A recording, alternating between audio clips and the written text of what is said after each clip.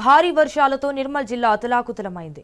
2 రోజులు ఎడతెరిపి లేకుండా కురిసిన వర్షాలతో జనజీవనం ఎక్కడికక్కడ స్తంభించిపోయింది. వాగులు వంకలు పొంగిపోర్లుతూ రహదారులపై వరద నీరు ప్రవహించింది. పలు చోట్ల ఇండ్లలోకి వరద నీరు చేరింది. అయితే భారీ వర్షాల కారణంగా సారంగాపూర్ మండలం జామ్ హై లెవెల్ కాలువకు గండిపడింది. దాంతో వరద నీరు పంట పొలాల మీదుగా ప్రవహించడంతో పొలాలు కోతకు గురయ్యాయి. అదేవిధంగా తానూరు మండలంలోని జామ్ని మాలంగి గ్రామానికి వెళ్లే మార్గంలో రోడ్డుపై భారీగా వరద నీరు ప్రవహిస్తోంది. దాంతో గ్రామ ప్రజలు వాహనదారులు తీవ్ర ఇబ్బందులు పడుతున్నారు.